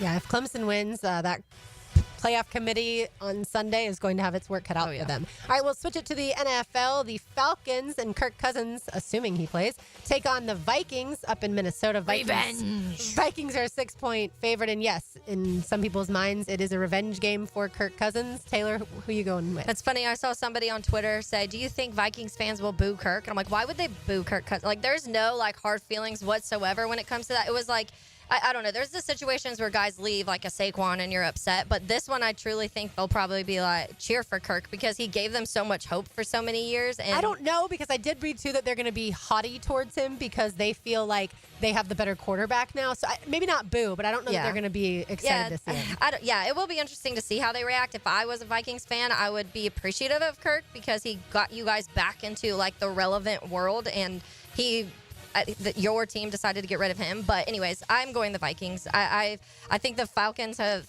slowly started kind of catching up to him. Obviously, Kirk Cousins too. We may see Michael Penix out there for the first time if things go the way they did last week for Kirk and the Falcons. I think the Vikings just have everything it takes to beat a Falcons team at this point. Yeah. The Falcons have lost 3 straight. Kirk Cousins looked awful last week. 4 picks. Yes, he threw for 245 yards in that 17-13 loss to the Chargers, but Kirk Cousins was the reason that the Falcons lost last week against L.A. Meanwhile, the Vikings have won 5 straight. This feels like a regression to the mean game. As much as I want to support the coalition, as I am now calling it, down in Tampa Town in their quest to repeat as NFC South champions, I do think the Falcons stay in the division race. They pull off the upset in Minneapolis. Wow, okay. Not just covering, but winning. I think you'll see a regression to the mean here. Yeah, I think that that Vikings pass rush is going to give Kirk Cousins and or Michael Penix fits. And I've got the Vikings. I'm coming with Taylor on that one. Mia, you and I have gone opposite every single game. Oh, yeah. Well, other than Oregon when we all three went the same. All right, not finally. No, we both went two Clemson. more. No, we both went Clemson. Oh, you're right. Yeah. That's a good point. Never mind. Let's get it to Bears 49ers. The 49ers at home are 4-point favorites. I'll tell you, I'm going with Taylor's Bears. I can't give you a great reason other than I think both of these teams are teams that the season didn't, especially for the 49ers, the season hasn't gone the way that they wanted it to. But I just think that Caleb Williams is playing a lot better with Thomas Brown as the interim head coach. And the 49ers are a bit of a mess with McCaffrey injured. So I'll take the Bears. Well, they haven't played a game with Thomas Brown as the interim head coach, right? Yeah, but two of the OC. He's been calling plays for 2 weeks. Yeah. I'm going Bears too. I think that the Niners, not only without Christian McCaffrey, also without Jordan Mason, even though I do like Isaac Guerrero, but that is the Bears' biggest weakness is the run game, and they're going to be focusing on their third running back at that point. I think Brock's been beat up, so that's kind of been part of the story. And Caleb Williams the last 3 weeks has been really good under Thomas Brown. He's the only quarterback this year to throw more than one touchdown against the Lions defense, and he had 3 of them. And so I think that they've kind of found their groove offensively for the Bears, and the Niners not being able to run the way they can with CMC and Jordan Mason, I do think will affect them at the end. I don't know if it means a win, but it does scream field goal like we've just lost against the Vikings, Lions, and Packers with. Yes, I would echo those sentiments. We've also only had one other head coach firing so far this season. Correct me if I'm wrong. That being one Robert Saleh up in New York. That was thought to be a spark to rejuvenate a Jets team, that they would at the very least get the fired head coaching bump the next week. They did not. 9 times out of 10, though, you do see it. So give me the Bears and Thomas Brown's first game as the interim head coach. Oh, we're all 3 taking Oregon, all 3 taking the Bears. All right, finally, Jaguars, Titans. I just can't ever pick the Titans, so I'm taking the Jags. Plus, I would love to see Josh Hines-Allen get closer to that franchise record of 55 sacks that Tony Brackens currently holds. He is just 4.5 away. And if you can believe it, the Jaguars have won 4 of their last 5 away games against teams with losing records. They've also been really good against the spread, but at the same time, Mac Jones is starting at quarterback. And the one time he started a road game so far this year didn't go well. We all know what happened up in Motown. I'm taking the Titans solely because I do not believe the Jaguars will lean into the run game and actually be able to move the ball up and down the field until I see it. Yeah, I'm going Titans also. I just, obviously, I've been vocal about this. I have no faith in Mac Jones, especially against the defense, even saying all the weird stuff that how they are good, I don't know. But I said it week 1 when the Bears played them that this Titans defense I thought would be a pretty good defense, and they've proven that they've been able to do that. I also just think that Will Levis has been playing better, and I love Tony Pollard. I love the way he runs the ball, and that has been such a factor in a lot of these games is when teams are able to run the ball against the Jags. It's been a mess. So, yeah, give me the Titans. I understand. All right, we've got Taylor's Tangent on the other side. Plus, we want you to hear from Jarian Jones in the locker room this week. You are listening to Helmets and Heels. It is a Sunshine Turf Friday, a feel-good Friday. Find the latest project Caleb and his team have done on 1010XL's Instagram, or you can find them online, sunshineturf.info, or give them a call, 904-383-0243. We'll be back on 1010XL 92.5 FM.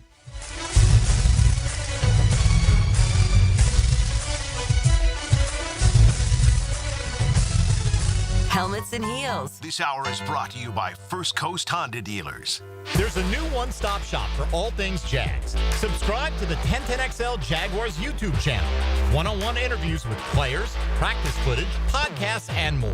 If you're looking for the best Big Cat coverage around, look no further. 1010XL Jaguars on YouTube. Mia here for Duck Duck Rooter. The holidays are coming, and so is your family. Is your septic system ready? What about that leaky kitchen faucet or that toilet that's been struggling to flush and you've said, I'll put it off till next week? Don't let plumbing chaos steal your holiday cheer. Call Duck Duck Rooter today to fix those issues before Aunt Linda and Cousin Earl blame you for ruining Christmas. Call 904-862-6769 or visit duckduckrooter.com. Duck Duck Rooter is a proud partner of the Jacksonville Jaguars.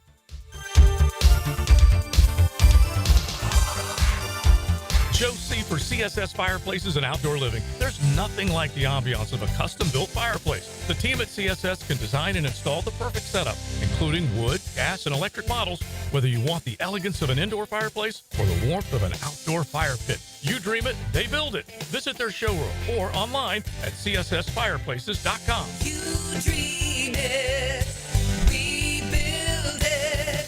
CSS. Want to know what three little words everyone wants to hear, especially this time of the year? Toyotathon is on, and it's going on now at Arlington Toyota. Mia here. Arlington's lot is packed with hundreds of new Toyotas, and they're all marked with Toyotathon savings. How big are those savings? How about financing as low as 0% on select new models? 0%! When was the last time you heard the word zero? But before you get all caught up in the frenzy like me, remember, with every new Toyota purchase at Arlington, you get the benefit of their 60-day exchange program. That's 60 days to love your new Toyota purchase or exchange it for one that you do for total buying confidence. Plus, every new purchase from Arlington Toyota comes with Arlington's lifetime warranty. That's unlimited time and miles. So where should you get your Toyotathon savings? From Arlington Toyota. With a 4.7 out of 5-star rating and over 21,000 Google reviews, they know how to do Toyotathon right. Shop in person, 10939 Atlantic Boulevard, or online at arlingtontoyota.com. It's holiday time at Best Bet St. Augustine and Orange Park. Get ready for thrilling promotions and tournaments all month long. Don't miss the 12 days of Christmas high hands with over $330,000 in payouts and the Clockwork Cash Out Table Games promotion, giving away $300 in cash every 15 minutes on select weekends. Celebrate the season with nonstop excitement at Best Bet. For all the details, head over to bestbetjacks.com. That's bestbetjacks.com. Getting you ready for the game. Pre-Game Friday. Built by Dreamfinders Homes on 1010XL. This is Greg Huntington, a.k.a. The Mangler. I'm on the winning team at Waste Management. If your business needs sustainable environmental services for waste removal and recycling collection, then you can count on the industry leader of WM to deliver results. Go to WM.com/Duval. This holiday season, give the gift of comfort and joy. Comfort food and the joy that comes with digging into a huge plate of diner favorites from Metro Diner. And to make things even more merry, now through the end of the year, they're adding on a $10 bonus card with every $50 spent on gift cards. Metro Diner gift cards are the perfect gift for everyone on your list. Friends, family, or coworkers. Stop by the diner or metrodiner.com and get all your gift shopping done easily. Happy holidays from Metro Diner. It's a Sunshine Turf Friday. The highest quality artificial turf at affordable prices. Visit sunshineturf.info today. Have a group trip or company function soon? Mark Watson here with Hardball Creative. Get busy ordering the t-shirts and other swag you'll need. It's easy with Hardball. Hardball Creative. Hardball does it all. It's a sale so big, Santa wants to get in on it. It's Beard's Diamond's incredible 44th anniversary sale, held over until Christmas Eve. Everything store-wide is on sale, up to 44% off. Beard's Diamonds at the St. John's Town Center or beardsdiamonds.com. I-9 Sports covers the first coast with great sports for kids 3 to 17, and winter and spring registration is open right now.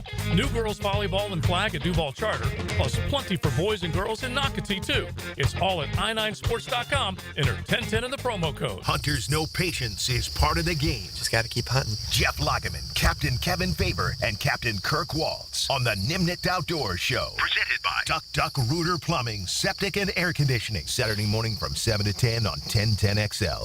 Hey everybody, Mike Dempsey here, and I just want to give a huge thank you and congratulations to Awaken 180 Weight Loss on their 10-year anniversary. Paige and her team have changed lives, mine included, with a solution that lasts. I'm glad I found Awaken 180, and I'm confident you will be too. Hi, folks. I'm Frank Frangie for Ricketts Electric. Now, any good lineup needs power. When I needed a power connection for our new Walk-Off Charities baseball park, I found the perfect partner in Ricketts Electric. You're going to love these guys, I'm telling you. The Ricketts family has been providing commercial and residential electric service for years. So call my buddy Zach Ricketts today at 904-320-5960, and you can find them on Facebook as well. You will trust them. That's Ricketts Electric, the city's best power connection. Call them today at 320-5960. If you're looking for custom metalwork, look no further than Superior Fence and Rail. Whether it's custom railing, shade structures, or custom entry gates, their expert team controls the turnkey process. From CAD design and raw metal to powder-coated finish and expert installation. When you choose Superior Fence and Rail for your custom metal project, you get a project that's, well, superior. So get off the fence and call Superior Fence and Rail today. When you head out for a night with friends or going to the big game, don't forget the best game plan to win the night is to designate a driver and guarantee a safe ride home. Hydrating between buds is the best play you can make. Bud Light, reminding all to drink wiser. 1010XL is presented by Farah and Farah, exclusive injury law firm of the Jacksonville Jaguars. Protecting you and your family. Call 396-5555. Jacksonville. Light up your lunch with Helmets and Heels. Presented by First Coast Lighting and Fans. On 1010XL. Mia O'Brien, Taylor Dahl, RJ Saunders. I'm Lauren Brooks with you. Anytime I see Taylor bobbing your head and singing along, I know this is one of your bands. Yes, Taking Back Sunday. I think he did this last Friday too, and I love it because this is my all-time favorite band, all-time favorite song. So anytime it comes on, it's one that I have to sing. Can the Jaguars take back Sunday and beat the Titans with Mac Jones? We shall see. Right now, it is time for Taylor's Tangent. Now, Taylor's Tangent, served up by Chick-fil-A on 1010XL. So The Athletic wrote an interesting article, and it's talking about the QB future for all 32 NFL teams. And they go through and they kind of have tiers for this, and they categorize where they think each quarterback that is now starting for an NFL team, where they sit for the future of that team. Before I get to that, I do want to go ahead and give away some lunch. All right. So we do have lunch on the ladies. It will be lunch for two to Chick-fil-A. Go ahead and give us a call at 641-1010, and you can go get some chicken nuggets or a chicken sandwich. Oh, that new peppermint chip milkshake, because that sounds delicious. Caller number? Let's say 4. All right. So the obvious ones, we can go ahead. So the category number 1 is committed without reservation. Patrick Mahomes, that one is in this. Obviously, he is signed through 2031. Josh Allen's in this category, signed through 2028. Lamar Jackson through 2027. We've got Joe Burrow through 2029. Justin Herbert through 2029. So that is that first top tier category. Committed without reservations. Not. Number 2 tier. Committed and hoping the sky is the limit is the next one. So this one is we think our young QBs can become stars, and there's some evidence to prove we are right. That's this category. So Jordan Love is in this one. He is signed through 2028. CJ Stroud is in this one. He's signed through 2026. And it says not counting that 5th-year option for him, obviously. And that is it for that category. Number 3 tier. Committed and content. This one says we have veteran quarterbacks signed for the relationship you don't want to be in. We have veteran quarterbacks signed for the long term, and we're happy with this situation is the way they explain this one. This is a Jared Goff who is signed through 2028. Jalen Hurts signed through 2028. Kyler Murray through 2028. Dak Prescott 2028. Baker Mayfield 2026. How on earth can Jared Goff be in the same category as some of those guys? Well, here's the thing. More so, Jalen Hurts has been the apple of so many's eye over the last 2 months. And so the fact that he's in tier 3, quite honestly, if you're Trevor Lawrence, number 1, you shouldn't feel that offended because with all due respect to our friends at The Athletic, they have been perhaps the most critical of anyone nationally of Trevor Lawrence. So let's just put that out there. There's a reason they don't have a Jaguars beat reporter. But point being, if Jalen Hurts is in tier 3, I wouldn't argue that it's the worst place to be right now. And for what it's worth, Jared Goff and Baker Mayfield, I'd tell you they're pretty happy, I think, with their current situations and the operational direction that those two franchises are headed in. Yeah, and I will say that I don't think their tiers technically mean, like, obviously that top tier is the best of the best, but I don't think it technically means for them that, like, that 1s or 2s are better than 3, 4, and 5 tier because the way they word them are a little different. They're just categorized differently. So that one said we have the veteran guys. So it's guys that are later in their careers and they're happy with the situation, but maybe it's not that like elite guy that you want for the next 10, 15 years. Yeah, I definitely don't think Jared Goff should be in tier 3 along with Dak Prescott. Yeah, and that's what the Dak Prescott part to me. And personally, I'm not a big fan of Kyler Murray, so I guess you're kind of content. I personally think the Arizona Cardinals might be starting to figure out what they want next, because you thought that you add a weapon to Kyler and everything's fixed, and it hasn't been that. You thought you get rid of Cliff Kingsbury, who's had these bad second halves, and things get better, and it hasn't gotten better. So I don't know. That one is an odd category. I think those are the guys where it's kind of like a little bit of in between. So they're like, let's throw them in this one. But the next category is committed. Oh, I did that one. Committed and content with no guarantees is the next one. So this one says we like our quarterbacks and have them signed beyond the season to deals containing little or no more guaranteed. This gives us more flexibility to consider our options. Matthew Stafford is in this category. He is signed through 2026. Geno Smith through 2025. So those are the two in that. Those two I think make sense. It's guys, Geno Smith has had some couple good seasons, but is that the guy that you are looking for your future? I don't know. Matthew Stafford, how much longer is he playing? I think that's more of the conversation with Stafford. He still can play at a high level, but for how much longer does he want to? The next category is committed with concerns. This one says we signed our quarterback to an expensive long-term extension, but can't feel great about it for different reasons. Tua Tagovailoa sits at the top of this list. He is signed through 2028. So I will say a little bit of their description for this one. The Dolphins struggled to function with Tagovailoa was not available when he wasn't available to them, pushing back against perceptions that the quarterback was mostly a product of Coach Mike McDaniel's scheme and the team's elite weaponry. The team has averaged 0.09 EPA per play on offense with Tua, compared to a negative 0.32 play without him. That is the difference between being a top 5 offense this season and being more than twice as bad as the last ranked, which is Cleveland. Tagovailoa and the Dolphins paid a heavy price for learning more about the quarterback's value. The concussion he suffered against Buffalo in week 2 spurred another round of questions about his long-term health. So I do think the health part is a lot of Tua's concern.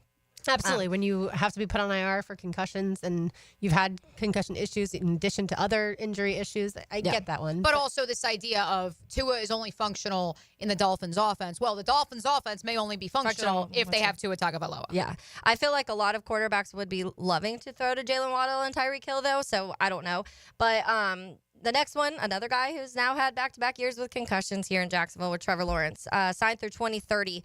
They said there's little evidence Lawrence can overcome tough situations or that the Jaguars can help him enough to ensure success. But the team still entered into a $275 million extension with him before the season when there was no looming deadline to do so. Here's where Lawrence ranks an EPA per pass play, 25th since 2021, 20th since 2022, 25th since 2023, and 24th this season. He'll likely remain among the top 5 in average annual salary for years to come. Can he close the gap? Is the question. And I hate when people bring up the salary as of now because it's like he hasn't started being paid that elite money yet. But at the end of the day, yes, he's had some injury concerns, and that's a problem. Certainly the shoulder is, I think, a bigger concern than the concussion to this point, at least according to Doug Peterson this morning. The shoulder is what put him on an injured reserve. For me, because I watch every single snap he plays like y'all do, the talent is there. I just don't think that he's ever been surrounded by either enough weapons early in his years or the right offensive scheme the last 2 years for him to be successful. And so what you see is, a quarterback that has moments, but a quarterback that isn't week in and week out a very consistent quarterback. Well, and that's why they started with he can't overcome tough situations. And I think did you watch the Chargers game 2 years ago? And that's what, to me, believe me, I've had my moments where I defend Trevor for the people who want to trade him and do whatever, but I do think that you do feel underwhelmed in certain, because we have a lot of, the first year doesn't matter because it was Urban Meyer. The second year, yes, they made the playoffs. It took some miracles during the second, but he only really had a good second half. And then last year, he only had a good first half. But then there was injury, so we're excusing that. And then now this year, it was play calling an offensive line and everybody else. And then now he's hurt again, and we're not going to see it. So we're entering year 5 of Trevor. So we've got to start having some answers answered for him. And like I said, I have defended him because I do think that the Jaguars have not helped him whatsoever when it came to surroundings. I yelled about the offensive line. I've yelled about a lot of other things. I've tried to get to the bottom of drops and stuff like that. But when you look at some of the top 5, even 5, 6, 7 guys, they do get through those tough situations with still looking like a franchise quarterback, and we've had the moments where Trevor hasn't. And I think that that'll be the most fascinating part of all of this. Yeah. Is if it is a new regime next year and they're signing up for him. And number one, I know for a fact that there are general manager candidates and head coach candidates that are lining up for Trevor Lawrence right now. And so that's where I think the conversation of, look, you paid him now because the salary cap's going to change ultimately because it's the nature of economics in the United States. And so that number is not going to be the highest number at some point in time in the very near future.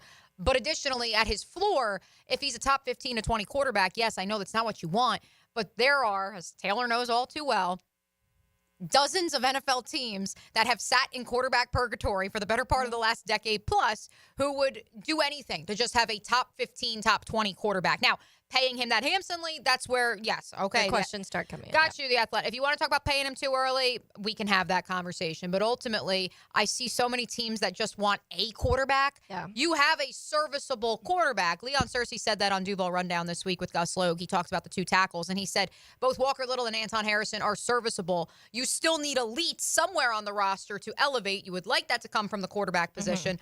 Perhaps it has to come from the actual scheme and the coaching at the top. Also, Trevor doesn't play defense. Yeah. And that has been one of the pitfalls of this season for sure. Yeah, which is what Cincinnati's looking at too. For sure. But the final couple, the committed until no longer committed category is Derek Carr till 2026, Kirk Cousins through 2027, and Aaron Rodgers through 2025. And then the committed, but at what value, is Brock Purdy. And then the final one is lots to play for down the stretch with contract. Oh, sorry, not another one is with talks ahead with contract talks coming up, which is Russell Wilson and the Steelers, because obviously they only have him this year. And then it says evaluating long runways, which is all the rookies with Jaden and Caleb and Bo. And then Drake May and Bryce. Oh, and then the last one, evaluating clock. The evaluating clock is ticking, and that's for Bryce Young, Anthony Richardson, and Will Levis. Where was Joe Burrow? He was in the tier Fair one. He's in tier 1. Okay, Yeah. cool. I'll say right now, and again, I could be wrong, but Jaden Daniels, I would say I don't have to see that much more to tell you that he's going to be a really good NFL quarterback for years to come. I don't think he's going to have the regression that CJ Stroud has had this year, but we shall see. I definitely have to see. Once upon a time, people on this very station said that Mac Jones was better than Trevor Lawrence after the rookie year. I've seen too many of the fake first seasons. Don't forget. I've also seen him against good defenses and the massive struggles he's had against them. We will let you hear from Jarian Jones. That happened in the locker room earlier this week on the other side. One segment to go here on Helmets and Heels on a Sunshine Turf Friday on 1010XL 92.5 FM. This hour of Helmets and Heels is brought to you by First Coast Honda Dealers. Value or flavor? Price or taste? Why choose when you can get both with everyday deals at Sonny's? Right now, you can get the pork big deal for $10, the pork and rib combo for $12, and all-you-can-eat ribs for just $19.99. Yep, you heard right. All your favorites are now available all day, every day. And that's why it's always Sonny's here. Sonny's Barbecue. Local pitmasters since '68. Mia here for my bookie. Folks, we are firing off bets this weekend on college football conference championship games beginning tonight and all the way through Saturday night. That's just the warm-up, though. Sunday at 1 p.m., Jacksonville travels to Nash Vegas to face the Titans as 3.5-point road dogs with a 39.5-point total. Kind of the same thing as last week. It's a little bit difficult to bet on your hometown team, especially with Mac Jones under center. But if you did last week, you hit the backdoor cover, so why not try it again? At 4 p.m., the Seahawks take on the Cardinals in the desert. We are looking at the Cardinals as 2.5-point favorites. Meanwhile, on Sunday Night Football, the most-watched game of the weekend, the Bengals travel to Dallas as 5.5-point favorites. We'll take that spread all day long, so long as that Bengals defense holds up, because the offense is as good as any in the National Football League. MyBookie is still the best sign-up deposit bonus in the industry. Use promo code 1010XL in order to get a double deposit bonus up to $1,000. That's promo code 1010XL with MyBookie. When you need a mechanic you can trust, visit AA Automotive on Richard Street. For oil changes to complex repairs, AA Automotive is a full-service repair shop for personal and commercial fleet vehicles. Trust AA to keep your ride running A-OK. Mia here, and when I was buying a new construction home last summer, there was no question. Dreamfinders Homes was the builder for me. A big reason why? Their unbeatable interest rates. Right now, you can take advantage of a 2.99% year one rate. So find your dream home, take advantage of unbeatable rates, and move in today. I'll say it again, 2.99% year one rate. Dreamfinders Homes, the official home builder of the Jacksonville Jaguars.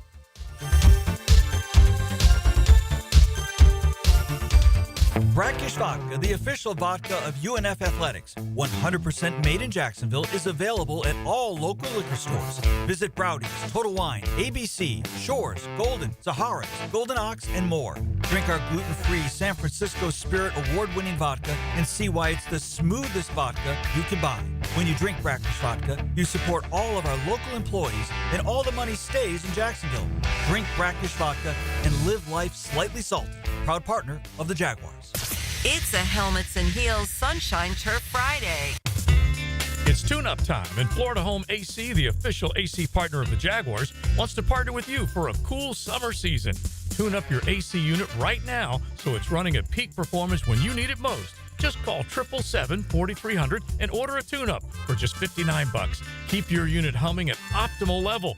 Log on to FloridaHomeAC.com and take advantage of their savings. Keep cool with Florida Home AC. That's 777-4300. It's a force that can't be contained, propelled by purpose, pride, and the power to protect. When winning isn't just the mission, it's your passion. You pursue it. You make power plays. Aim for fences. And go for end zones.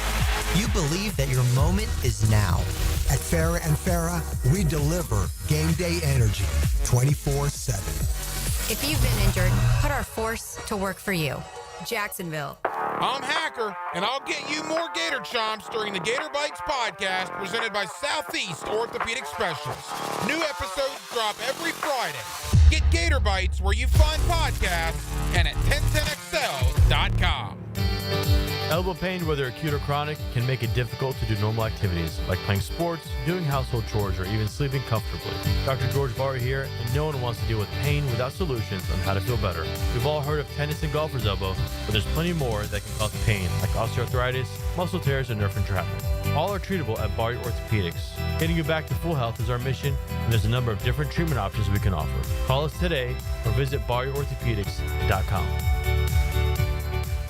Have you tried golfing at the improved Cimarron Golf Club? If you haven't, tell you what, you're missing out on the best deal in Jacksonville. Now, many of you have received a postcard in the mail, and of course, if you bring that with you, $45 plus tax to play. That includes a cart lunch and a beer at the brand new Stone Barrel Tap House. Now, go to the website, that is CimarronGolfClub.com, and sign up for the Wild One Loyalty Program. That's the Wild One Loyalty Program, and get all of these specials emailed to you from Cimarron.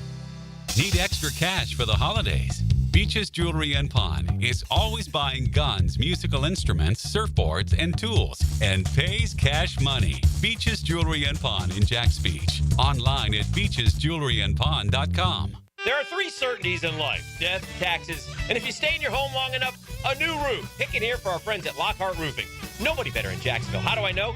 They are a local certified Master Elite contractor, and that means they have a GAF Master Elite warranty. That's the best in the roofing industry. In this day and age, don't settle for cheaper discount roofers. Lockhart Roofing has been here for decades. They aren't going anywhere. Call my friends at Lockhart Roofing, 994-3851. That's 994-3851. Lockhart Roofing, Jacksonville's best for Jacksonville people. This is Dr. Kevin Kaplan, head team physician for your Jacksonville Jaguars. Here's the latest update on the Jags, brought to you by Baptist Health and JOI. Jaguars head coach Doug Peterson spoke this morning about putting Trevor Lawrence on injured reserve. The reason for IR is not the injury from Sunday. It's not that. It's more the shoulder. But it's obviously listen, where we are in our season, a chance for him to get healthy right now as he looks into the offseason and next season as well, getting healthy. Obviously, the injury Sunday doesn't help, but it's just I think the right decision right now to go ahead and just shut him down and let him get fully healed. Doug Peterson this morning. I'm Andrew Gibson with your Jacksonville Orthopedic Institute Jaguars update. 1010XL is presented by Farrah and Farrah, exclusive injury law firm of the Jacksonville Jaguars. Protecting you and your family. Call 396-5555. Jacksonville. Helmets and Heels is switched on by First Coast Lighting and Fans. Upscale lighting, fans, and home decor on 1010XL. Taylor Dahl, Mia O'Brien, RJ Saunders. I'm Lauren Brooks with you as we jam out to a little Leanie Wilson on this Sunshine Turf Friday. All right, Mia, take us inside the locker room. Yes. So this was from Wednesday when we got to speak with a variety of Jaguars players for the first time since Sunday's loss to the Houston Texans. Of course, we did get to speak with them in the locker room immediately after, but a couple of days to marinate on it after they largely had the day off Monday and Tuesday, but back in the building on Wednesday. And for those of you who are looking for fired up, who are looking for emotion following the concussion to Trevor Lawrence, the serious collision between he and Azeez Al-Shaair, Jarian Jones, he brings the juice. Nobody actually got to see the punch. We've watched video, we watched replays. Nobody's actually seen a punch thrown. We saw it maybe look like you pulled the official. Were you in there throwing haymakers? I was doing a little something in there. Was it disappointing that you got, of all of that you got called out? Like, nah, I wouldn't be as naive to say that, you know what I'm saying? I really didn't do nothing. It is what it is. It was like, bro, it's kind of, is what it is. That's what you're supposed to do, right? Quarterback gets hit late like that? Yeah, that's my brother. I kind of regret, one of the biggest things I regret about it is getting ejected, from the game, not, to be there, for my teammates and stuff like that. But, as far as the whole thing went, that's my brother. I do the same thing for all 70 guys or however that make up, Jags organization. So, it's kind of one of those things where, it's kind of, but nah. So, yeah. What was, when you did get back to the locker room, what was the reaction from the guys when they got to talk to you afterwards? My brothers kind of had my back, they kind of told me they respected everything, how it went and, what I did, but, grand scheme of things, you can't get ejected from the game. That's just something you can't do. And, I'm probably going to have a hefty fine coming for that, but, D'Amico Ryan said he felt like you guys overreacted. Is that how you think any team would have reacted to their quarterback getting hit like that? I don't even want to talk about that guy. That's fair. What do you think of the 3-game suspension for Shaair? Was that appropriate, you think? Should have been longer? What are your thoughts? Nah, I ain't got no thoughts. For you guys, in terms of the melee, yes, I think that might have been the headliner coming out of this game. In a weird way, as much as you lose the game, did that bring this locker room closer? No, I want to win. I'm not really here for more victories or shit like that. You can kind of say it brought us together, but they want to win, so, if we can not fight and win, I'm going to take that 10 times out of 10. Jarian, how much does the whole Sunday still bother you? Just from the hit to the melees to the loss? The hit is one thing, the melee is one thing, but, I was kind of brought here to win. I want to win. I think that's the biggest thing that's kind of, dawning on me. I want to win. Has it been a challenging few days? Dealing with something you probably haven't had to deal with before, the ejection, whatever the fine letter is about to come, the noise. Mm-hmm. No, that don't really bother me. Ejection. Obviously, you want to play, you want to finish the game. That's one of those things. But like I said again, I would do it again for any of the 70 other guys that make up this organization. I just can't get ejected in that moment. I'm going to open up the floor for one Taylor Dahl because I know she has a lot to say about that 2 minutes and 57 seconds of Jarian Jones that you just listened to and that so many of you have listened to on our 1010XL Jaguars YouTube channel and our social channels. I loved it. Number one, it's 20,000 times better than any of the Texans and how they reacted to it. The fact that when you ask how he felt about, with everything happening and you're the one who kind of ended up getting ejected out of all of this. And he was pretty much like, I was wrong. He didn't try and say, I didn't do anything wrong. Everybody else was doing everything wrong, which is what all of the Texans people are doing pretty much, including Azeez himself. And so now trying to play like the victim to villain card and whatever. But I loved that. Number one, he's talking about backing his guys, and he would do it again for his guys. And I think that is an important, when we just were talking earlier in this week or last week, Mia, I can't even remember when it was now, but about having that alpha guy and having that guy that's the first one to react and the first one to defend the other players and having that person. And I do think that we are already seeing that out of Jarian Jones, and he's a rookie. And this is just talking about off the field. Jarian's been really, really good on the football field too, so that makes it even easier to like him. But I think that he said he answered it and responded way better than any Texans person did. And to me personally, he also gave us way more than Doug Peterson did at any point this season when it comes to defending his team and the people that he is playing with and playing for and the organization he's playing for. And I respect that so much. Those are the type of players that become my favorite player. And I tweeted about it. I was like, all of the jerseys I have that are Jags jerseys are all old school ones. And I honestly may break that this year and get a Jarian Jones jersey. Yeah, I thought he did a really good job of addressing the situation, and I loved his non-answer about I don't want to talk about that guy, D'Amico Ryan. Love that too. Look, Mason Smith, we didn't get to talk about him much this week, but the draft picks as far as Jarian in the 3rd round, Mason Smith in the 2nd round, obviously Brian Thomas Jr. we've talked about a ton, but Mason Smith looked really good on Sunday with the amount of snaps he got, 39. And I thought also when it came to the brawl, he was out there protecting his quarterback, or at least defending his quarterback at that point in time.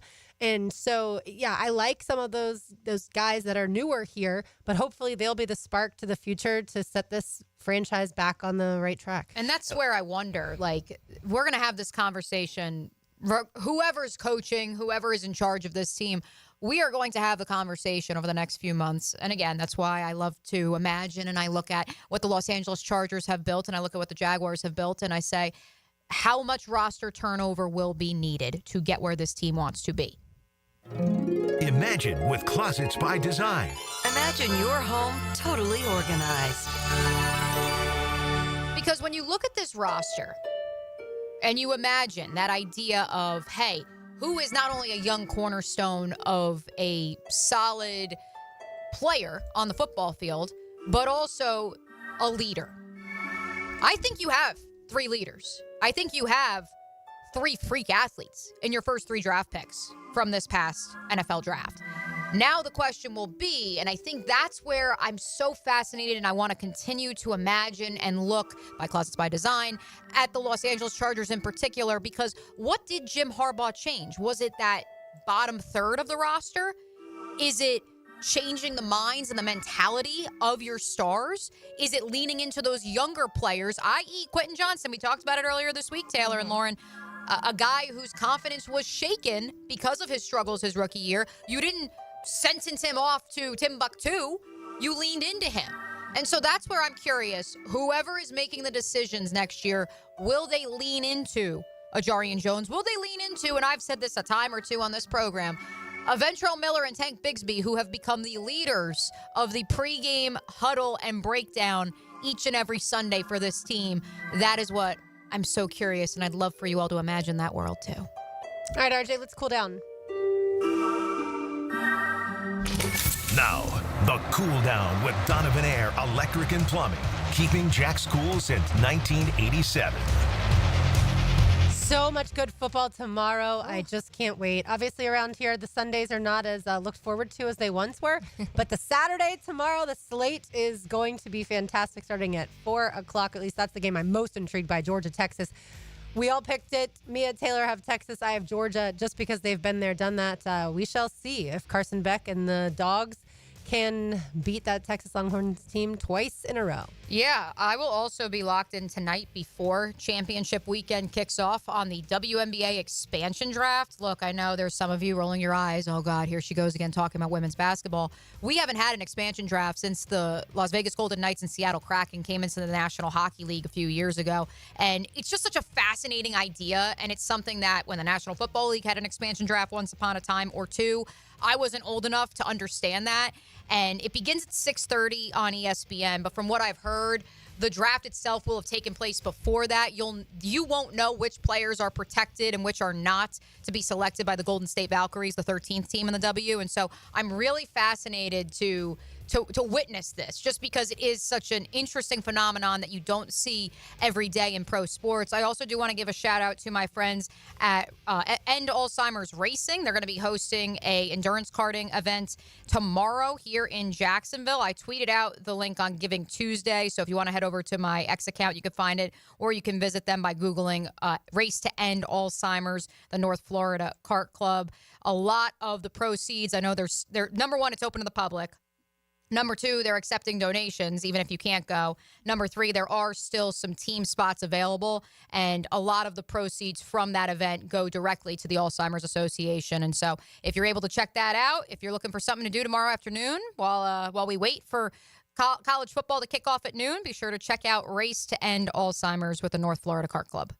I love it. I'm going to talk about, even though I know this season has felt a lot of sadness and a lot of disappointment in many areas, it's still the Tennessee Titans, and you still want to beat Tennessee no matter what. And so I do think that, as I mentioned earlier in the show, there's still, I think, even with Mac Jones, there are ways to do that. And we've talked about the focus on the run game anyways, and not giving up on the run game and making that consistent, using Tank when you want to run up the middle in those short yardage. Things like that, I think you can take advantage of against this Titans team. I also think that defensively for the Jags, although there has been a lot of woes there, I do still think adding pressure and putting pressure on Will Levis does create him to make mistakes. And that's what you have to focus on this weekend, because you still want to leave Nashville as what Joe Coward is in Nashville right now, saying the battle of the Vills. You want to be the better Ville, as in Jacksonville greater than Nashville. So I think there are ways to do it. You just have to hope that all of these guys, maybe after last week, everything that kind of happened and the craziness of the fights and everything, brings a little bit extra fire of them on Sunday. Yeah, it'll be fun to see it. It will be 1 o'clock Sunday up in Nashville. All right, that's going to do it for us today. Enjoy the football weekend, everybody. For Mia O'Brien, for Taylor Dahl, for RJ Saunders, I'm Lauren Brooks. These heels are made for talking. We will talk to you on Monday, but don't go anywhere. XL Prime Time, half here, half in Nashville, is next.